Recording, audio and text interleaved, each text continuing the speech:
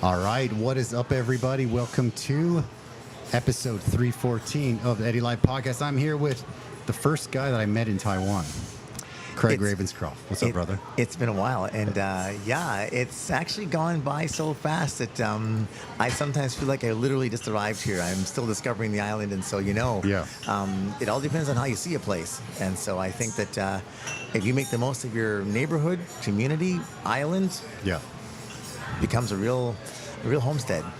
I mean, I've been here for a long time, and the very first person, the first friendly face that I met was you, 2002 December. That's right, yep. I came, Carleton International School. I got hired overseas, landed in, Mason picked me up from the airport, I believe. I'll never forget the same experience. That's right. Mason picked me up from the airport.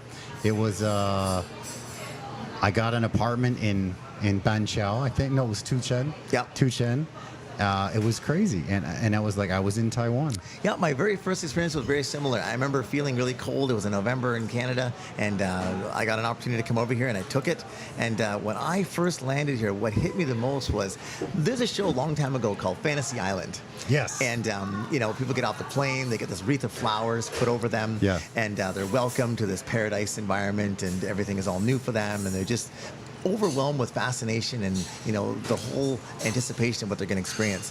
And I remember getting off the plane to this waft of hot air in November. Okay, yeah.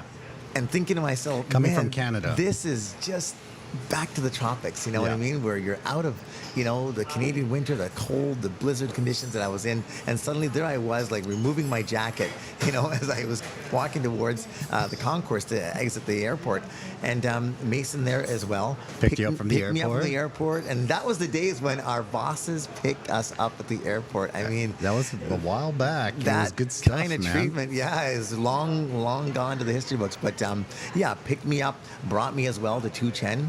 Yeah. And introduced me to my new coworker, which was Michael, a guy named. And the funny thing is, the guy that I met that day that I got here, his name is Michael Butchin. He's an American teacher that had just come over from Beijing. His Chinese was excellent. Yeah. And Michael said, you can stay with me for the first couple weeks you're here, get oriented and all of that sort of stuff. So I was really grateful. Yeah. He put me up. He put me in a little room. He had a 2-bedroom apartment. And that was really nice because he also gave me the lay of the land. Here's where you do the laundry. Here's where you're going to go and, if you want to do any mailing at the post office and whatnot. And Mason was nice to help us get sorted. Yeah. And then suddenly Michael himself, he left shortly after that. Yeah. And just a few weeks ago, Eddie, I hear from Michael again that he is back in Taiwan. He's back. So literally 2 decades later, life has gone full circle, and I just spoke with him as well, and he's also back here in Taiwan. He said he was away for so long, and he said he'd missed the island and decided to come back. So you never know where life will take you.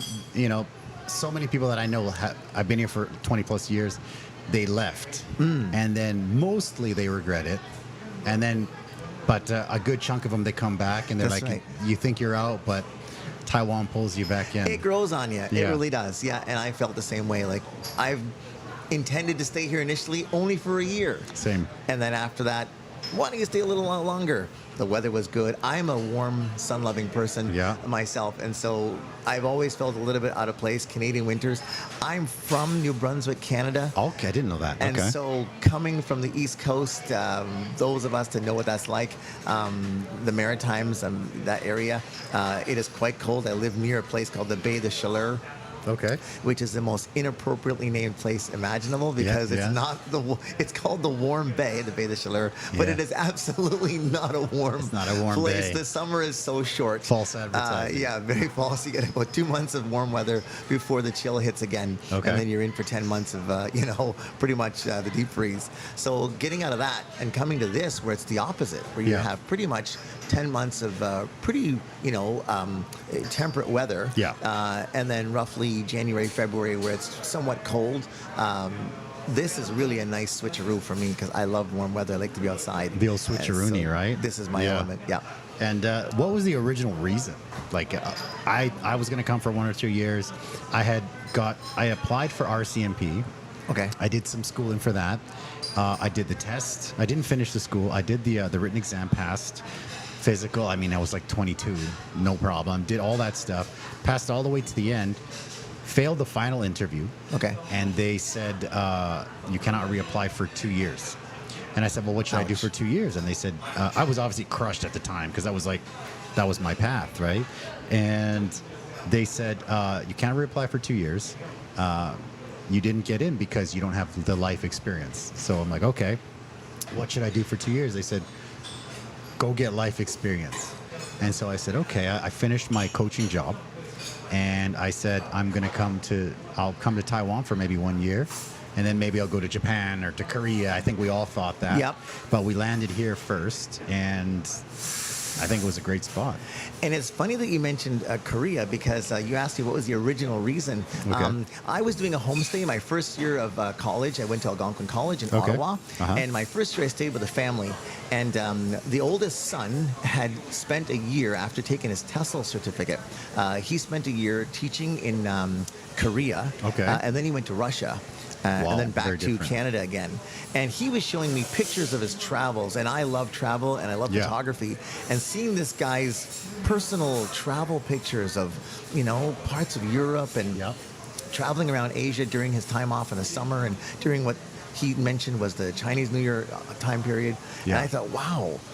You had all this free time. You're Yeah. able to, Making good money. teach people, English language, which is of course native to you. So it's For you, it's not nothing. difficult. Yeah. Exactly. Yeah. And then being able to make income enough from that to travel around the world and really experience life firsthand Yeah. in other cultures. And that just really appealed to me. I said, wow, I remember literally saying to him, you took all these photos in 2 years? And he goes, yeah. And I was just like, I got to try this. He says, well, get your TESOL certificate Yeah. and then see for yourself. And during the time, it was a 2-week course that I took that summer.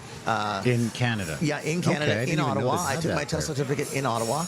And during the time that I was there, we literally had headhunters coming into the class from different, one was from a school in Shanghai, if I think back. Another one was from Italy, Milan, Italy. And it was actually a Formula One race car group that needed a person to work as an English language instructor Okay. for some of their team members. Amazing. Mm-hmm. And so all of these people were looking for teachers, and I just thought, are you kidding me? We're being hired before we even finish this Yeah. thing. Yep. And believe it or not, here's the part I never told you until Okay. this moment.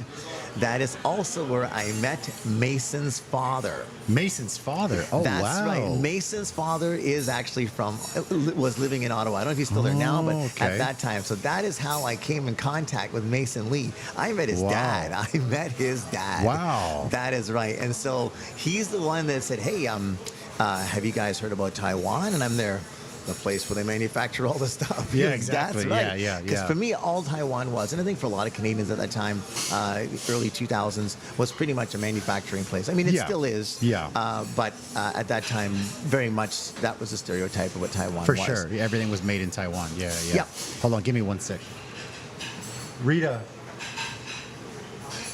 can you tell him to stop smashing the cutlery? Sorry, it's bugging me. Yeah. Can you hear it? Can you hear it too? I can. Yeah, I yeah. can. Yeah, we're in a restaurant. nonetheless. Yeah, I know.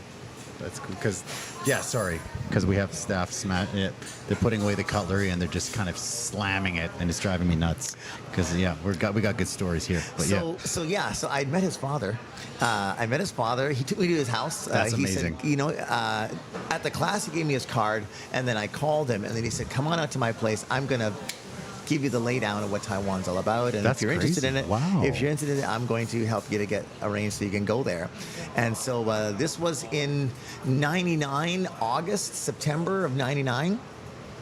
So it was a while back, as we talked about. It was a while back, and then I did go, met up with him. it's amazing. Imagine if you didn't go. Yeah, That's crazy. Life in that moment Crazy. took Imagine if you got a sick tangent. or if you said, I'm not going to go. Mm. I'm feeling antisocial or lazy or whatever. That would have changed everything. There were, Eddie, 38 of us in that class. Okay. And out of the 38 of us, what I loved was the fact that they told us everybody was going to get a new email address. It was a Craig at Teach and Travel, something that Okay. Gmail. Okay. Yeah. And we kept up with each other, and almost all of us went around the world out of that group. Amazing. You know, That's and amazing. how's your travels? How's Milan? How's Taiwan? How's So Korea? beautiful. How's all these different Turkey? And it was incredible to see that this class was so successful. Amazing. You know, that the group of people that were there. I mean, think about university. Do you ever get exactly what you want? Sometimes you do land that dream job, but very a lot rare, of times, man. Yeah. a lot of times you just end up, you know, working your way up the ladder in some company. But to start off right out of the gates, or even before you graduate, with an offer. That's crazy. And, you know, you're gone off to some far-flung corner of the world. Some things in life are too good to be true. Yeah. And when it turns out that it's actually better than you thought, Yeah. that's just a remarkable experience altogether. And the fact that that program was better than I thought it was going to be, Which is such a rare thing. is really, Yeah. really something. And that's how I started out. Yep. So I ended up taking him up on his offer. Beautiful. I got my visa to Taiwan, I believe, in October of that year. Okay. Yep, in October of that year. And then November 10th was the day. That's crazy, So man. 99. So I And left. The rest is history. Yeah, Yeah. left November 10th. Got here a day or so later, and landing day I call it. Okay. Yeah, I call it landing day. Yeah, and I've been here quite you- comfortably since. So your land, you know, let's say contract is up, you know, year 1, year 2, and you're thinking, you know, I'm supposed to stay 1 or 2 years. So what was like, no, I'm going to stay. What was the point where you found that, no, I'm staying here? Okay. Or was there, or you just? It actually was one of those things where back in Canada, I'd always been the kind of person that liked to volunteer, liked to help out my Gotcha. community. My degree was actually in social work. Okay. I did Big Brother type stuff with kids in the community before, so I was always doing outreach of some kind. Beautiful. I worked in palliative care in Canada as a volunteer, so for me, doing something with people was something I'd always wanted to do. And I think I just found my nest, as it were, Okay. when I ended up in a kindergarten full of little kids, yeah. and just the expressions and the you know, the exchange. Morning And exercises. And it's strange that I call it an exchange. Yeah. But I truly do feel that I almost got more from them Yeah. than I was giving in terms of the education and all that. Like just Yeah. the energy from them and their enthusiasm for the lessons every day. Like I loved coming into Carleton, coming into work every morning, and I just thought that just, you know, really, you know, put the, you know, just put the energy into me, and I thought Yeah. that was awesome. And I think, like, for people that are kind of thinking, for me, I'll get your take on it as well, that are thinking of maybe going overseas, or in Korea or Taiwan or somewhere to go and teach English for a year or two. For me, I think coming here, you think it's going to be hard, but when you come, it's like life changing. It's something for me that I can't imagine. Like when I go back, we were talking earlier, I have like reverse culture shock. True. Like I feel like Canada has changed, or I've changed. Maybe I'm an old man now, or I feel like I'm old Uncle Weirdo when I go back, you know? So I don't know. Yeah. I feel like we've kind of Do it. become Go for detached, it. and people sometimes, even now, people see me and they say, "Oh, you're more Taiwanese than you are Canadian." And Yeah, for sure. And I used to object to that and say, "No, Yeah. I'm not Taiwan." Yeah. You know, but these days I don't even respond to it. I just, you Yeah. know what? Oh, this is Taiwan run now. That makes sense. You know, It does make because sense, yeah. I've been here long enough now that I've probably assimilated and adopted so many mannerisms, as it were, Yeah. that the local culture has. That of course people might even confuse you to be, you know, a bendiren, as they say. Yeah. And that's fine for me, because I think that, you know, we should be proud of that. Taiwan is a great place. It's a great wonderful spot. country, and I think it's always been underrated and little understood. And Yeah. I've gone back to Canada these past 20 some odd years almost as an advocate Yeah, for, me too, you yeah. know, Taiwan is way more than people might realize that it is Yeah. in this world. And I think its status as a country, as it were, I think Yeah. has kind of stymied its you know, 100%. position on the world stage. I 100%. really think so. It's always like, aren't you afraid China's coming? And they've been, this whole Hanging thing over has our been heads. hanging over our heads for 20 plus years, since before I was here. That's right. Yeah. One of these days, you know, and haven't landed yet, so that's Yeah, okay. You know, they haven't landed yet. Exactly, man. So Taiwan, good time. You're from Canada, obviously. Yep. So originally, obviously, your family is like, my family's from Mexico, right? My parents immigrated from Mexico to Canada. I was born and raised there, loved it. Mexico is, I think it's a little more fun than Canada, honestly. Okay, I can imagine. Yeah. Yeah, but I think You got that Cancun. Yeah, but I think that Taiwan is kind of, I've said this many times, it's kind of like that perfect blend of like Mexico and Canada for me. Like Canada's, I mean, I don't know, but now it's reasonably safe. Yes. Taiwan is safe. Canada sometimes in the nighttime, it's not as there's not that much to do where I live, it's a small town, whatever. Taiwan, there's always stuff to do. Mexico, there's always stuff to do, but you can't be out too late because it gets dangerous. Right. And so Taiwan has, I think, that perfect blend for me. It is extreme, Yeah. and that's to me one of the things that really amazes me as well. That you can be in a place with 22 million people, a city like Taipei Yeah. with 2.5 million or 3 million people, and it's as safe as it is. Yeah, you know, it's crazy. it's one of the safest places in the world with regards to the population density. You know what I mean, and what all goes on here. And I think that that's a real accolade. I think for the Taiwanese Beautiful. population. I love It's that, man. Really, really safe.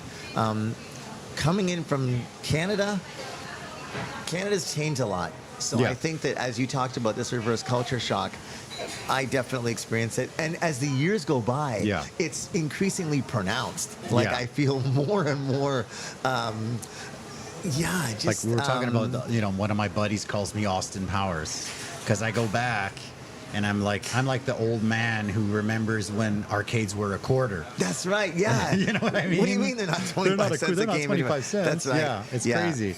Like the old, like I remember when Frankfurters were a nickel. Like Yep. I remember when arcades were a quarter. The last time we went, we took a ferry from Vancouver to Vancouver Island, and we had, I brought my daughter, my wife. It's beautiful. The island's beautiful. So I ran on there. I'm like, all right, we gotta have a nice burger here in this place. It's really cool. And then we're going to go to the arcade.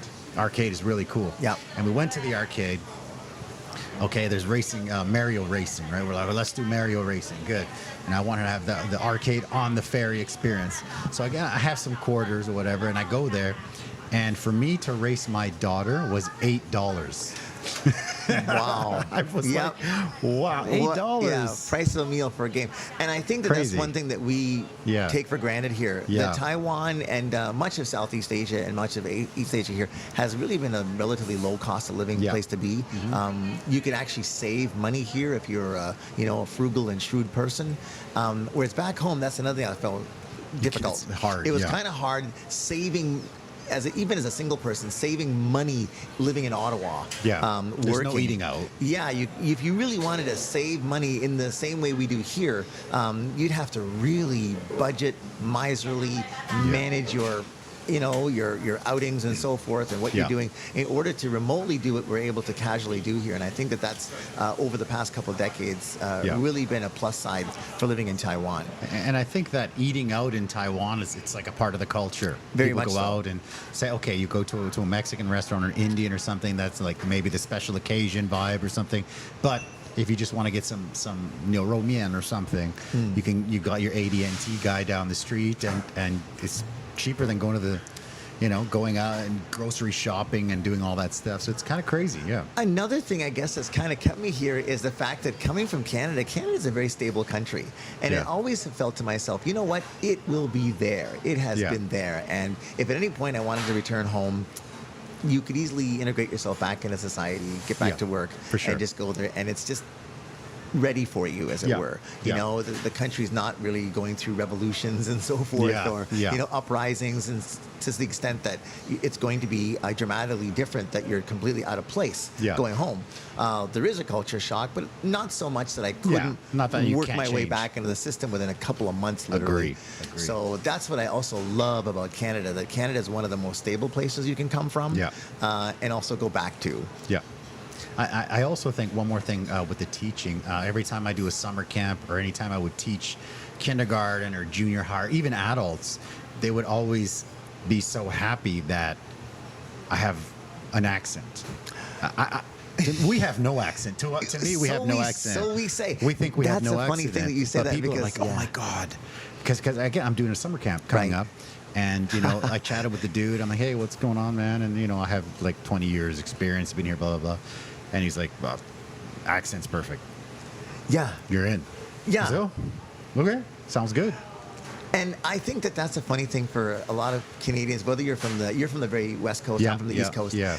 But we still have the same Same perspective on it. accent. Yeah, because like we Canadians oftentimes feel like we have a neutral accent. Neutral, we feel so. neutral Yeah, English yeah. accent. So when people say to me, "Oh, you have a Canadian accent," I do. Like, I do.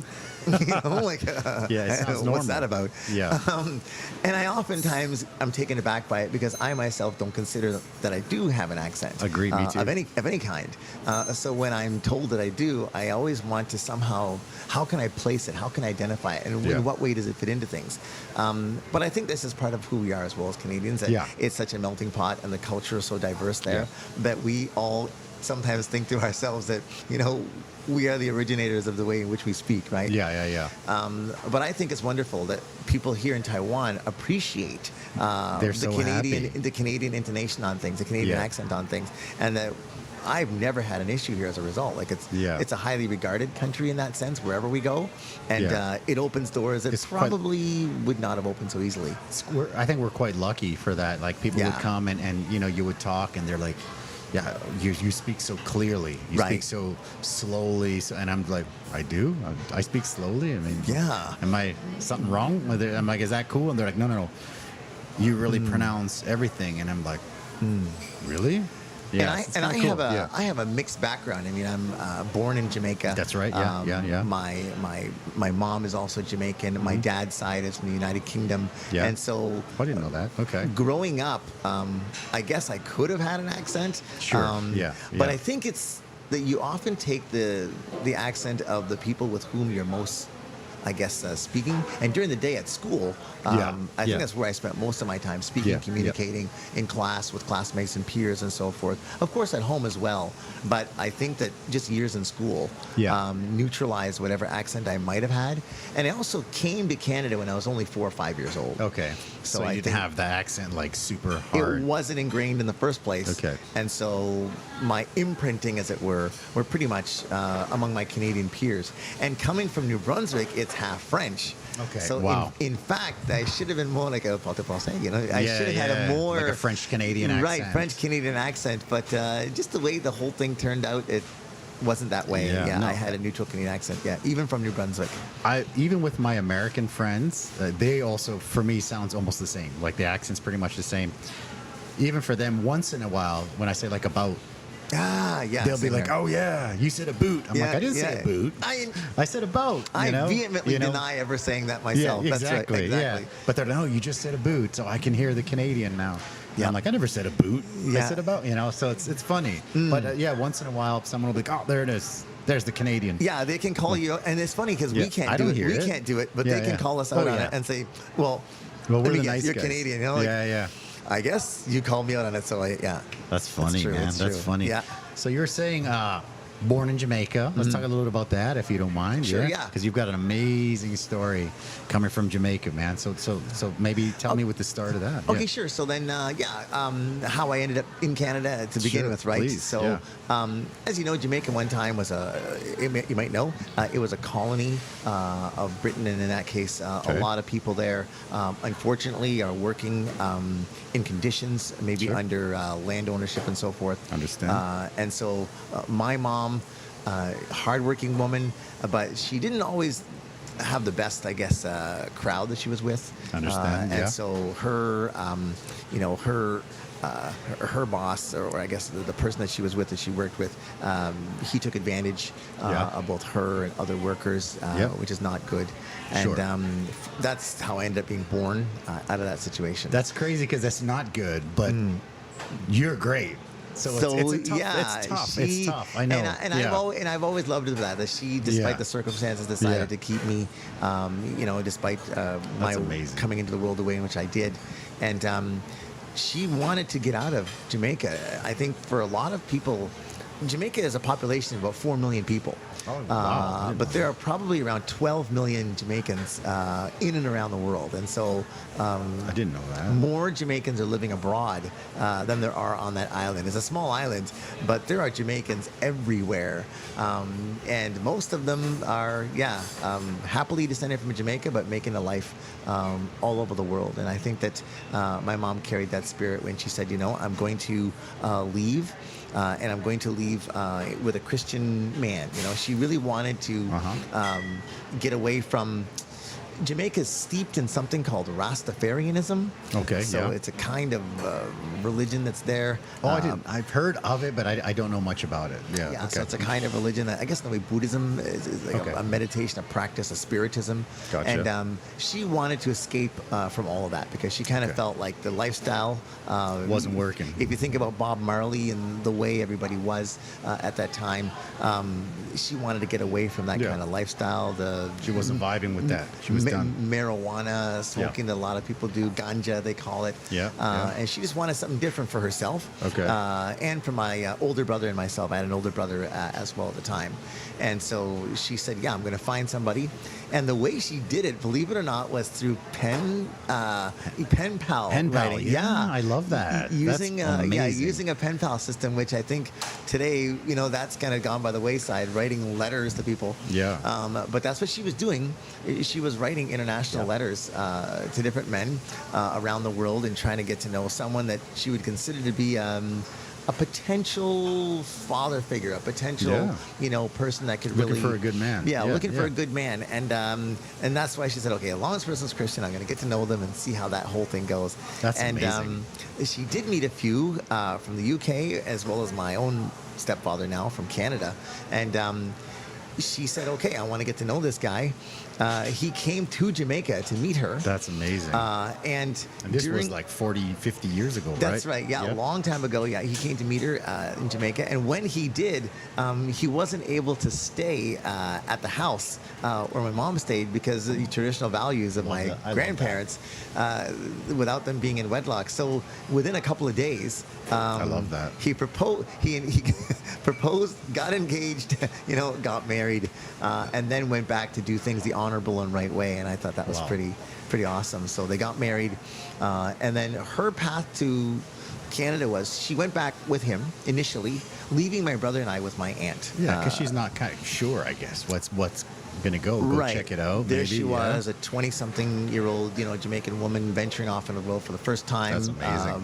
States, Canada, the UK, what's it like? Nobody really knows from that perspective. Yeah. And so she came over to see things for herself and just suss out how to live here. No internet, no magazines. That's right. None At of the that time, stuff. there was, or maybe there.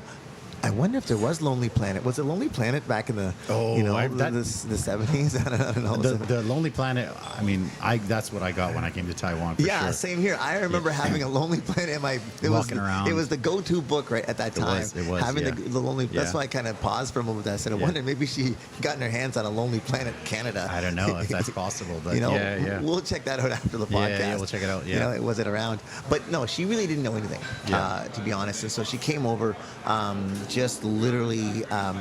Newbie here and got the lay of the land, got to know Canada a little bit, and then got herself sorted, started going to Christian meetings, and then said, okay, that's what I want for my sons. And so she came back, and he adopted us as our stepfather. Great guy. And a really, really good guy. Yeah, took care of us our whole lives, gave us basically the background and future that we have in that sense, and took care of us to the point where we could travel and also enjoy life. That's amazing. So that was really, really cool. So yeah, that's how I came all the way from Jamaica. He, very reserved person, very, very, low key guy, but at the same time, did his absolute and I would say utmost best as a breadwinner, throughout my entire life. That's beautiful. Yeah, until now. I mean, they just celebrated their this past May, their 50th wedding anniversary. Wow. Yeah. So really happy anniversary to them. That's beautiful. So really long marriage and long, what does it take? You got to communicate. You got to stay, stay open. It's tough. I mean, marriage is a tough thing. I mean, I've been married like 15 years and I mean, it's not easy sometimes, It isn't at all. Sometimes you just get this You know, especially, you know, my wife is Taiwanese. I'm, you know, Mexican Canadian. So there's a lot of similarities, but there's a lot of differences. Yeah. So yeah, there's sometimes some disagreements and just, you know, even though I feel very Taiwanese, there are still some things that I'm still Mexican or I'm still Canadian, and that, you know, doesn't jive. But yeah, There's always going to be marriage that is tough. cultural Marriage difference. is tough. Exactly. Yeah, it makes it challenging. But 50 years, not many people do that. Sadly, today, amazing. that's Yeah. And I feel That's a rarity. And I feel that you're saying, you know, he's the breadwinner. Not many people do that either. I mean, he's the man. He's going out. It's the typical, you know, like carry the house, you know, on his That's shoulders. right. It's amazing. That's amazing. She did her part. Yeah, for sure. She did her part, and so I would actually give her credit as well. I would say it's a two-way street for the two of them. Sure. He worked a difficult job. My father's an iron ore miner. I didn't even know that existed in Canada until you told me. Yeah, so he's an Now, iron. tell me a bit about that. Yeah, 'cause so I he's really an have iron no- ore miner, and actually, with regards to that work, we also, growing up, didn't know much about what he actually. I mean, you can say what your father does. Oh, my dad is a dentist. My dad's an engineer. Or he's a carpenter. But have you been on a work day with him? Have you actually gone out and seen what Bring your kids to work Right, what he day. actually does. And so throughout my life, I really never saw him do any of his work, with the exception of he'd get in that van in the morning with his coworkers, Yeah. head out into the woods. It was about 45 minutes into the forest Okay. where he worked. So if you think about, And this was in where in Canada? So this sir? is in New This Brunswick. is New Brunswick. Okay. Bathurst, New Brunswick, Canada. Okay. Eastern Canada, northern New Brunswick. So he would head out into the woods every day, 5-6 days a week, doing his thing. And it wasn't until I was graduating from high school that, as you just mentioned, he said, hey, we do have a family day. Yeah. And now, growing up, I mentioned he was a very reserved person. We often called him by his first name, which in hindsight, I think I should have done, but we called him Ronald, Okay. Mr. Ravenscroft, Ronald. Yeah. Being married to my mom, he wasn't our biological father. Of course. And he wasn't a conversational guy, such as to get to know him on an interpersonal level that you felt like, I'm so close to him that I'm going to call him dad. You know, Yeah. he Yeah. literally served as a functionary in terms of a breadwinner in our house for his whole life, without sure. communicating that much to us, so that we would draw so close to him. And it wasn't until that day that he said, oh, we have a family day, come on out. And so I'll never forget getting in the car, getting out there with my older brother, younger brother, my mom, and then him taking us down, 19 levels into this mine, to get a couple thousand, feet underground, or I guess it was like almost 2,000 meters underground, and then enter this cavern where he says, for the past 23 years, this is what I've been doing, digging this tunnel, big hole, this big tunnel. excavating all the iron, all the copper, all the zinc, all the cobalt out of this tunnel, and then that's how I've been paying the mortgage and, sustaining the household all this time. And we just looked at that going, first of all, it was at least 38 or 40 degrees down there, in that tunnel, and we were just sweating, going, wow, it's dark, it's humid, it's hot. Yeah.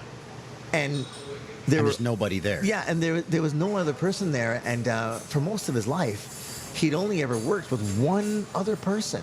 Imagine the social situation you're in, where That's you're tough. only ever engaged with one other individual who is also probably a quiet, reserved person. Yeah, right? yeah, At the yeah. other end of the tunnel, Yeah.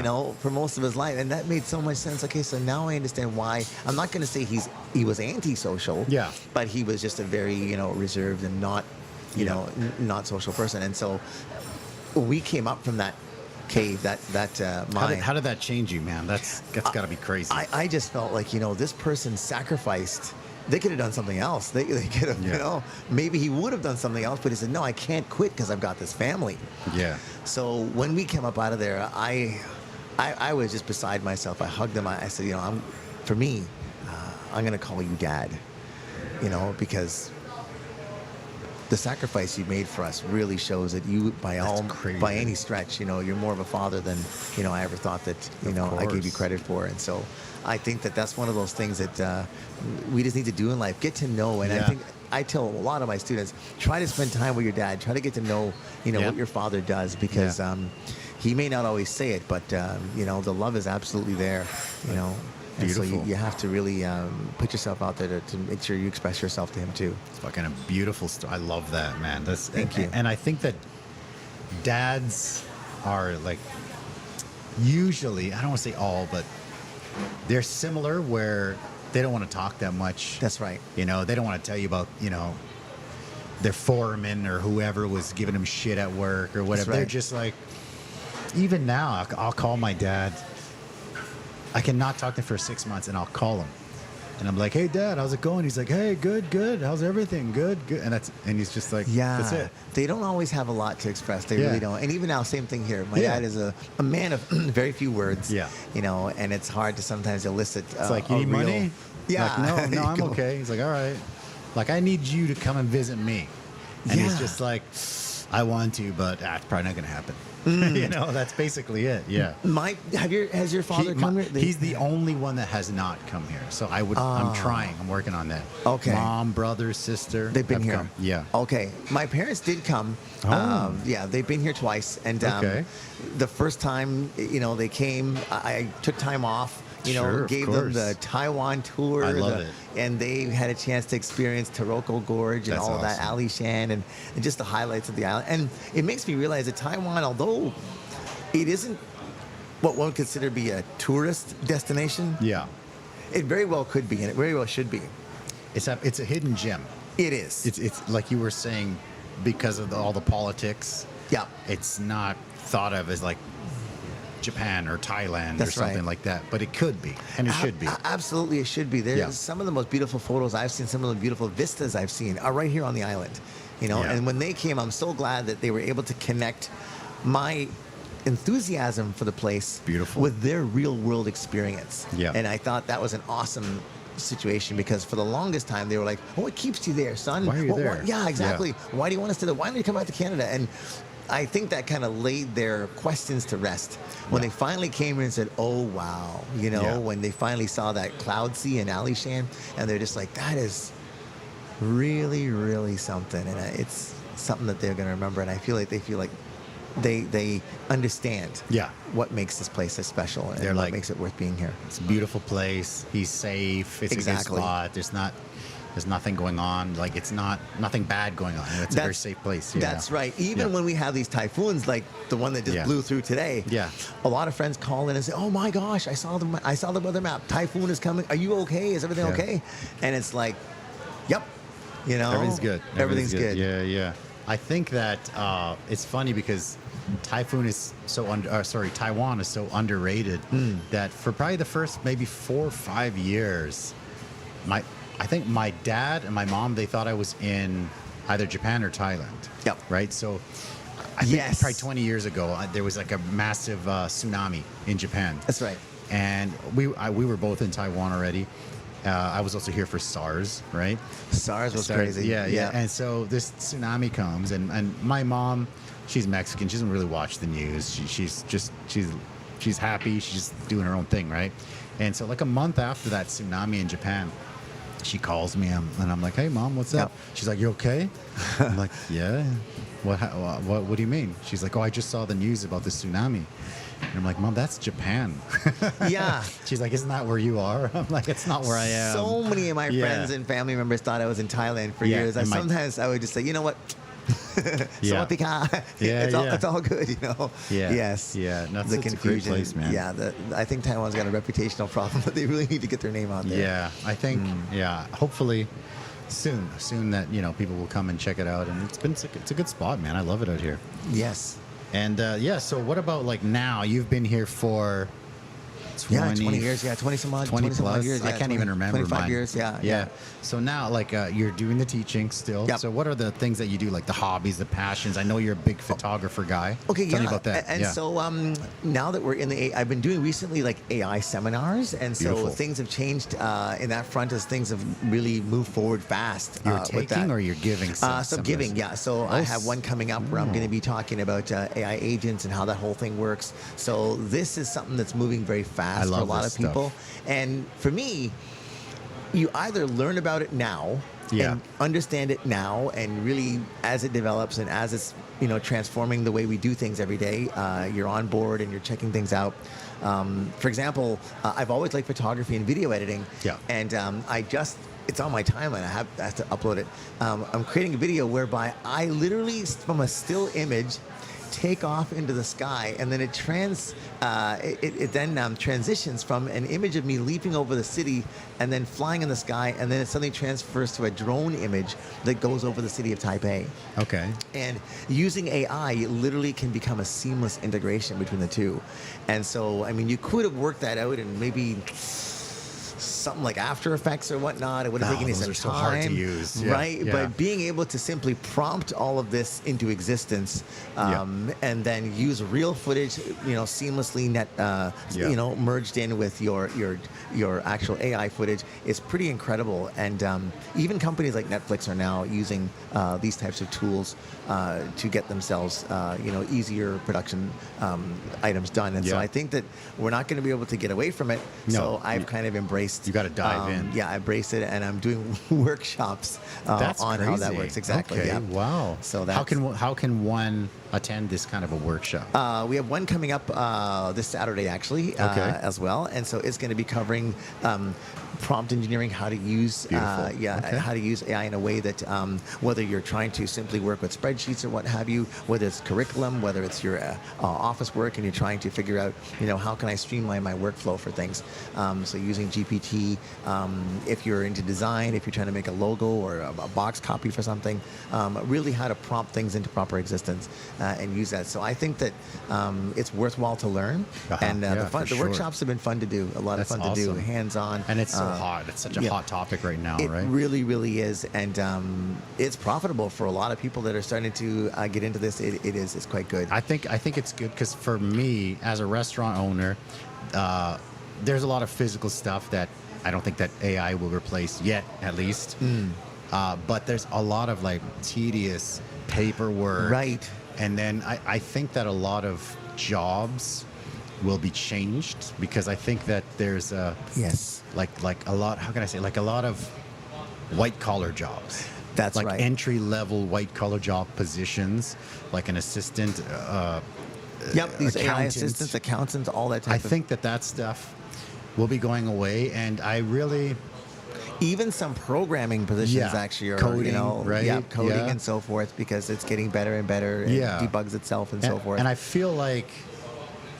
How can I say it without sounding like an asshole? But I feel like it's good because it seems like I had this conversation with you earlier. I had the conversation with this other guy earlier. It seems like people don't want to do any physical stuff anymore. Like like I have a super hard time. Every restaurant owner that I know, they have a super hard time finding people so to work. You feel it's kind of a karma where you know what I mean? But it's like nobody wants to do anything, and I'm like, I love what I do, but I'm like, am I going to do it till I'm 80? I don't know. This is kind of crazy, right? That's right. So I feel like everybody's, I don't know. It's such a weird vibe that I feel everybody kind of, they want to be like a doctor or a lawyer or an accountant or something. But I feel like I don't know if it's going to go away completely, but I think that it's going to be... Not completely, but we're absolutely on the cusp of some pretty major changes for sure. We just saw, like IBM, I guess recently, I read, let go of 9,000 people, but it was the reason they let them go that was pretty shocking. That they were replaced with some kind of HR bot that was able to do a lot of the work that these people were doing. And I think that we're going to see more headlines like that. Yeah, I where think so. Some kind of program or some kind of AI agent is going to take over. A lot of call center jobs, I think, will be on the chopping block in this regard. So I think it's a big challenge. It's good for certain things, but I also think like, what's everyone going to do? If you remember that cartoon Wall-E, right? Like, where people are just on that cruise ship and they're fat, they can't even walk. That's right. And everybody's just kind of cruising around. Yeah, robots taking care of everything. I'm like, what are we doing? Is that where we're going to, like Wally World here? I don't know. It's kind of crazy. And that reality seems to be coming into effect. It seems like the first place that's going to happen will be in China. Okay, yeah, where dark factories that's and right. stuff, right? They've got dark factories now manufacturing cars with such precision and automation that there's hardly any human labor on the floor, such as to need lights. It's pretty remarkable. Yeah. They've got these robots now, these humanoid robots they call them, that are on the streets doing police, traffic control that police officers traditionally did. So we're going to see more and more of that as the prices of those go down. They're going to become kind of ubiquitous, I think. I feel like for me, we had looked at delivery robots for the restaurant. They're still super expensive, and they're not very useful yet. Like, let's say the guy over there on the table orders a beer. You pour the beer, you put it on the robot. Those things are really shaky. It's probably going to spill a lot of the beer. And then when the robot gets there, if the beer is still full, the guy still has to grab it and take it. So if it's a hot plate, right, he's probably going to burn himself. That's right. So if the robot was able to come, maybe grab at least put it down on the table, then it's like, okay, I got to think about that. Yeah, that it sounds like you're the future customer of a humanoid robot. For sure, yeah. but then you have the idea of like the Terminator Judgment Day Skynet thing, right? Tell me your opinion on that. I didn't know you were such an AI guy. This may sound very strange, but people often talk about the threat of China to Taiwan, and so for these 10 seconds, it's going to address my opinion of what that could look like, because as things are transpiring, it would seem like Taiwan might be the only, or the first, I should say, country in the world where the soldiers may actually be facing some kind of AI or some kind of animatronic figurines coming out of these landing ships, whether they're those, robot dogs. Those are creepy a little bit, but that would come onto the shore. And I think for me, that would not surprise me if if it actually did happen. If I were to entertain for a second in my mind, what would it look like? I actually do honestly think at this point, we're in the fall of 2025, going forward, that it would be something like that, where we would be seeing thousands of these drone robot dogs coming out. There could be a dark factory building them 24/7 for a while. That's right. And nobody knows about. And I think that is, even if it's not a reality, a potential reality, more likely than not, that I think governments and people have to really start to consider in terms of the challenge that we are going to face in the future. And so I think that being cognizant of it and being able to know how to deal with things such as AI in your workplace and in your, personal life, I think is really important. I really, really do. I think that also with the AI, there's a lot of like first mover advantage. You know what I mean? Like people that are like, for me, okay, I'm a restaurant guy. I'm learning it.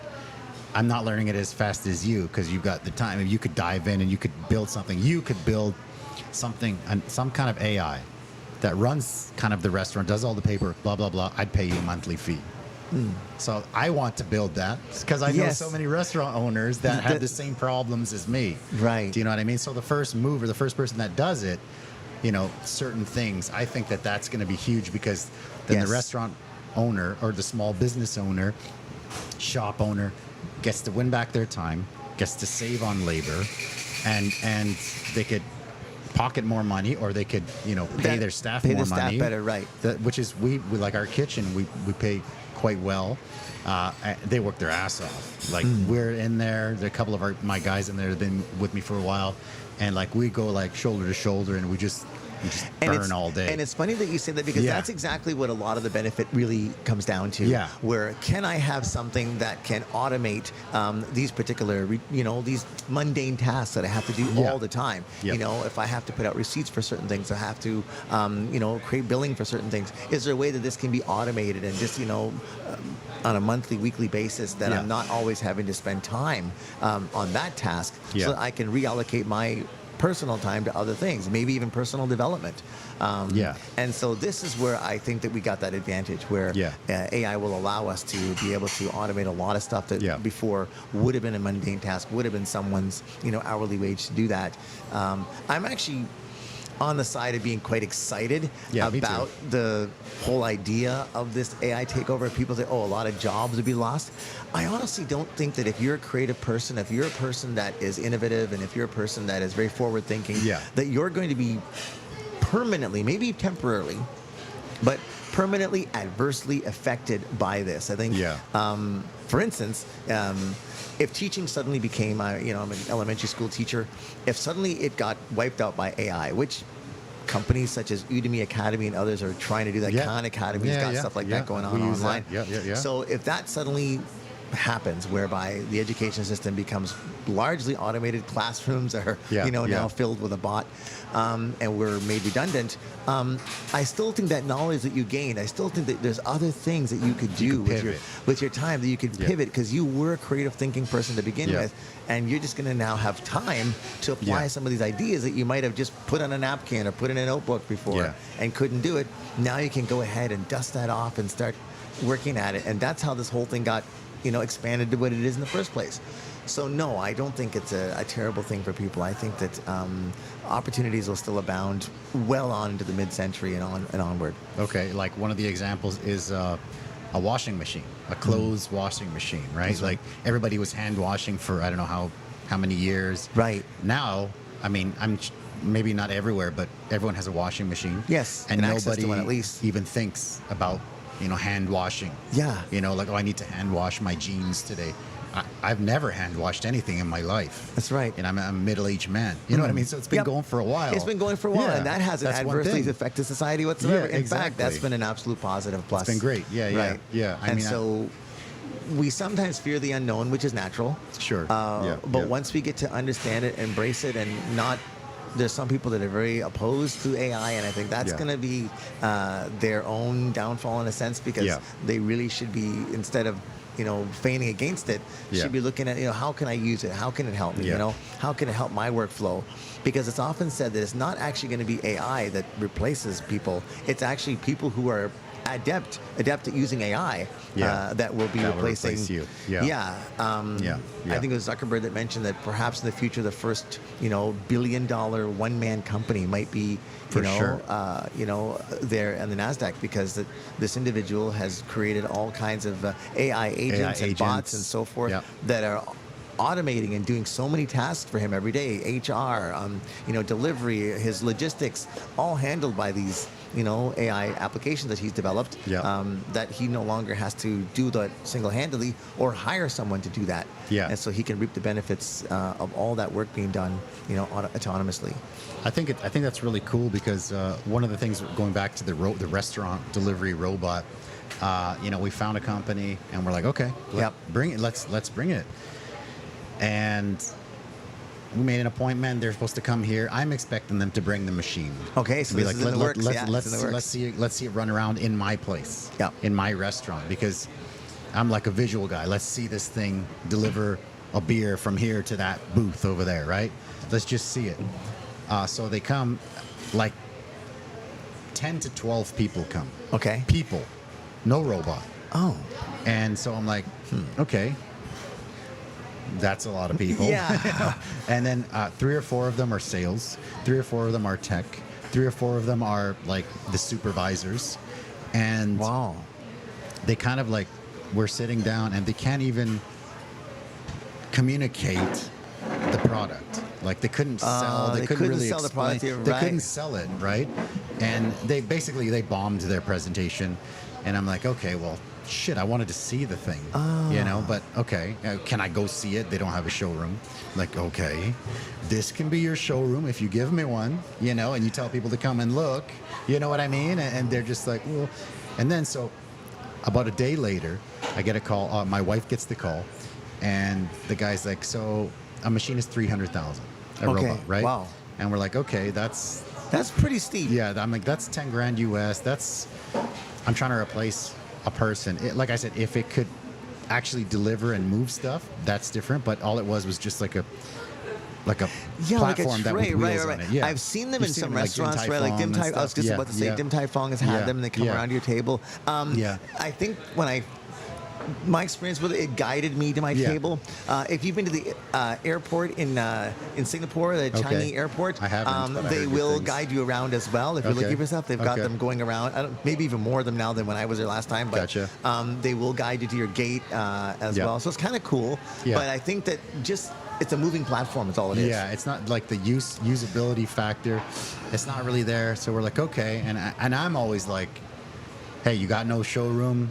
You know, this is your showroom. You don't pay rent. You give to me. I don't buy it. Yeah. You know what I mean? That's win-win. Win. Good for me. Good for you. They did have one called Pepper. Pepper's kind of famous. Okay. It's from Japan, and that one can talk. Like it has a That's cool. screen, so That's it's basically cool.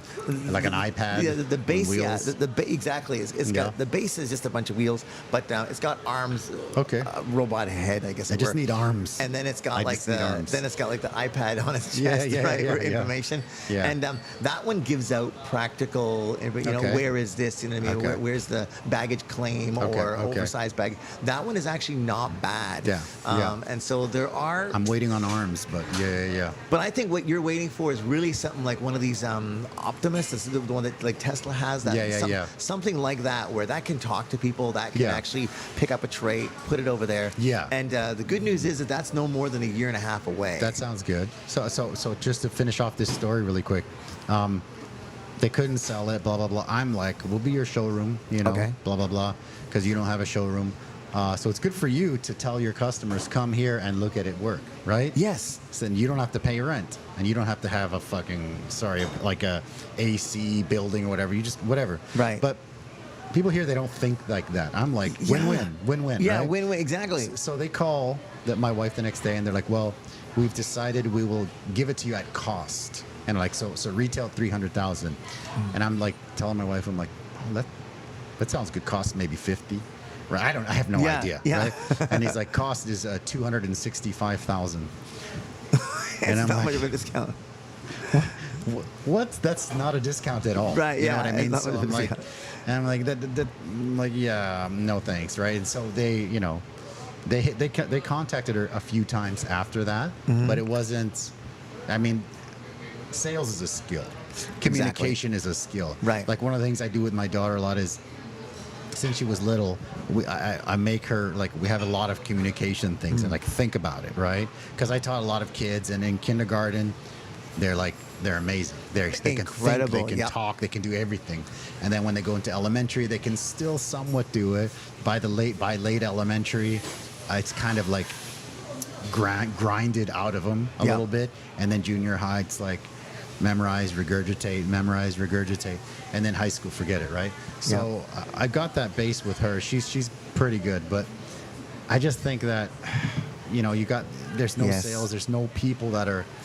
You just need a guy to come in and be like, hey, you know what? All right, let's do it. Yep. Screw it. Let's try for 3 months. Yep. And then worst case scenario, they take the machine away. And they win because they got the exposure, they've Yeah. got the publicity. And then we can call the newspaper or whatever. Hey, you know what? Come and check it out. Then everyone comes here. They eat. They spend money, and they come and they check out this machine. That's right. The machine's got a QR code with like that goes to like an affiliate that says like, I got this.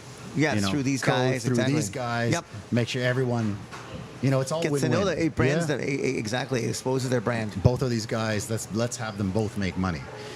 But it's always like, well, no, you know. So then, I mean, I don't know what's happened, but I haven't Okay. seen the machine or heard from them ever again. So I yeah, hope it does yeah. work for them though, because Me I too, mean, me if this too, is yeah, if this yeah. is the future, they have to really put their 2 feet in the ground, you know, and get it Exactly. started, right? Yeah, And- you got to have it somewhere. And sometimes people are going to be apprehensive. It's new. It's as I Yeah. mentioned, Like the QR code menu, Yep. right? People hate that. I mean, it's not my favorite thing, but COVID made it kind of a necessity, and Right. then, you know, staffing shortage also made that, you know, a necessity. Now, almost every restaurant has it. And people are getting Yeah. used to it already. And They've it's already not know. as good, but people are getting used to it. So Yep, scroll to the menu, choose your items, Yeah. and that's it. You don't have to touch a menu. You don't have to always be worrying about, am I Yeah. manhandling something that was handled by someone that was infected previous to me, prior to me? The flip side to that coin is, we went to a restaurant recently that downsized, amazing place. I won't mention it, and the new one is all QR code. So there was zero interaction, zero communication, zero everything. Wow. Like it was like, there's the code. Yeah. Here's your food. You can pay on your phone. Wow. That's it. And it's like when I go out, like, hey, how's it going? Like you seen earlier, like all the the expats that come here, they have a chat, they have a beer, like, hey, how's it going? How's your That's summer? right, Blah yes. blah blah. It's like a human, right? That's so right. AI can never replace the humanity, right? So I think, I don't know. There's pros and There's cons. pros and cons for sure, and that has to Yeah. be worked out in the algorithm. Exactly, Yes. exactly, man. But I think definitely it's it's amazing. coming. Yep. But yeah, man. I don't know. I got a few pictures here that I'm gonna pull up. Yep. I don't know if they're. Let's see what we got here. Bam. Tell me what's going on these. I grabbed some pictures from your profile. Yeah. Okay, yeah. so this is. Tell me what's happening here. Okay, so this picture here is in. This is in Prague. Yep. Okay. Yeah, this is in Prague. Visited Prague. My first visit to Prague. Beautiful. Beautiful place. Yeah. So. Witch's Brew. Yeah, I had gone there twice. Prague's a remarkable place. Part of a trip through Europe. Yep. Okay. And so just a chance to get around. Yeah. Something that you wouldn't have been able to do if you didn't take Mason's dad up on that offer. That's right. Yeah. Right? Yes. It's crazy, man. Let's rapid fire through some of these. Bam. This is kind of interesting. Yeah. This was where there was, let's see here, trying to remember, 2018, 2017, there was an eclipse. There's a full eclipse over Taiwan. That's and awesome. so I remember grabbing these glasses online. Me and a friend of mine, Russian friend, went out to this hilltop in Schuling. I heard about when that was happening. Yeah, and a bunch of kids out there with their parents as well. We were the only ones with these snazzy glasses on, and they were just like, hey, what are those? And we're like, they're eclipse glasses, kids. You know what I mean? So we ended up passing them around to all That's these awesome. people. And there's like, I think 10 or 12 people in that scene on the outside, just where I'm standing there. And everybody had a chance to check out a full eclipse. That's so cool. In midday like that. That was fun. Very cool. Very cool. Bam. Yep. It's like a wedding. Taiwanese wedding, no? Yep, yes. Yeah, Taiwanese wedding. So that's my wife and I getting married. That's 2012. Okay. Yep, so Taiwanese wedding. Beautiful experience. We had 2 days. How do I describe it? It was a large wedding. Two days. The first day was the ceremony itself, and then a reception at the new Taipei City Government Building. Oh, that's cool. Along with a lot of her staff, her colleagues. Okay. And the second day, members from our religious organization, Jehovah's Witnesses, we had the second day, and those maybe That's 200 people the second day, and about 150 people the first day. So Beautiful. Yeah, very, very big event. That's very awesome, nice. man. Yeah. Taiwanese weddings, they're so different, right, Yeah. than the weddings back home. It's pretty awesome. Boom. It's like Vietnam. What is this? I where just is dug this? out for some cool pictures. Okay, let me think. Oh, this picture is... Wow, this goes way, way, way back. Oh, man. If you look the same, you don't age. This picture, I'm not kidding when I tell you, is 20 years old, I believe it is. Wow. It's like 20 years ago. So yeah. Okay. You look the same, man. Damn. And this is Thailand. Yeah, this is Thailand. Yeah, I visited Thailand, and this is one of these, go to these elephant rides. Yeah. And so this is an area where there's a sanctuary for elephants, and this is near the entranceway to it. And so in this photo, I was actually lining up. We were going to go out and see how they're fed, how they're taken care of. That's Some of them cool. are like orphaned elephants and so forth. Gotcha. And so, my friend and I, Andrew, I believe, was there with me. So, we were just out there. And it was, the hat was from the caregiver, one of the keepers. Okay. One of the keepers let me wear his hat. That's cool. Yeah, that's an elephant sanctuary. Beautiful. Got a couple more here, man. This is like high school or something, no? Okay, this is going way, way back. Let That's me such see. a cool picture, man. Okay, this is in Canada. Oh, man. Yeah. I dug in there, brother. What pictures? Okay. I hope it's cool. Wow. Let me see here. Yeah. This was my classmate on the right-hand side. This is like a high school. Yeah, this is I'm in grade 10 in this picture. Oh, And, wow. Yeah, I'm in grade 10 in this picture. So, yeah. Okay. And this is, I don't even remember posting this picture. That's so it's pretty so funny. funny. Yeah, You yeah. really got me. Yeah. But yeah, this is on the left-hand side. That's my friend Wendy. So she, on the left-hand side, and physics class. The girl on the right hand side is in my. I cannot remember her name. It's been too long.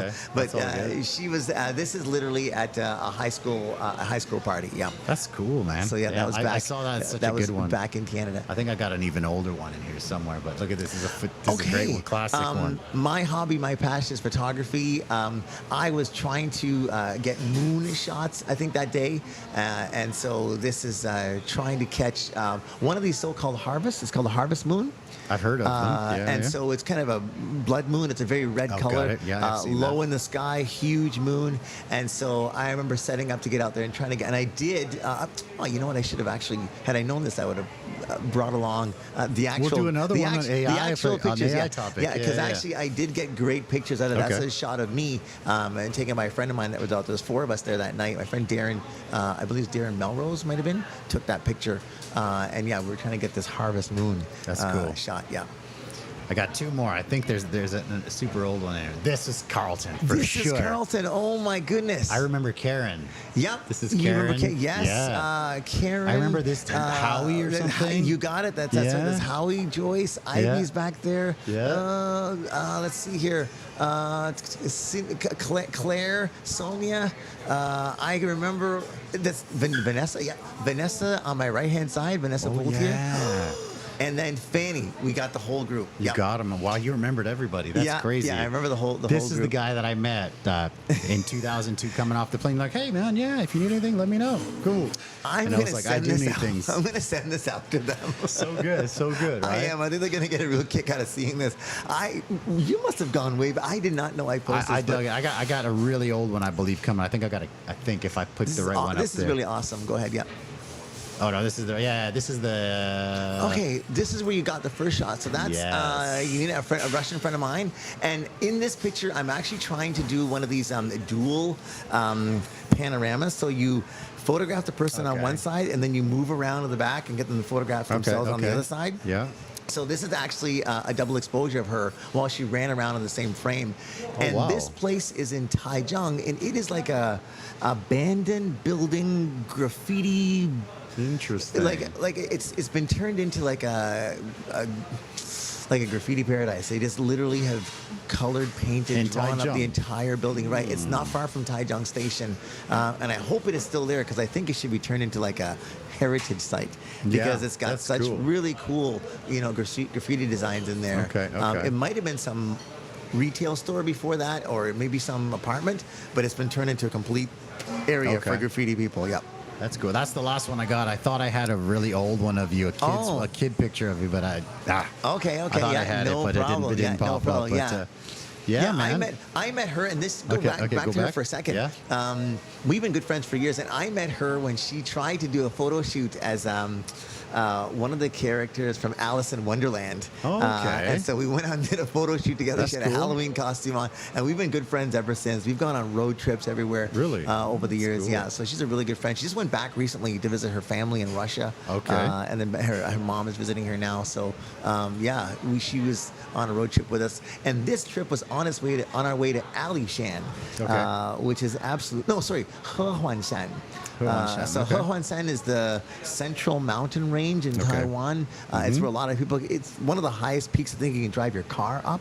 So Okay. you can actually drive your. If Taiwanese people say they saw snow, this is where they saw it. That's where it was. That's where it Okay, was because okay. they're able to drive their car to a point in Taiwan where the elevation is 3,500 meters. It's high Okay. enough in a car that it's cold enough. That's funny. There it is. That's so Taiwan. There's, you put on the wipers and there's snow falling That's and you get out there Taiwan. making snowballs. And so that's the experience. And so that literally was that weekend.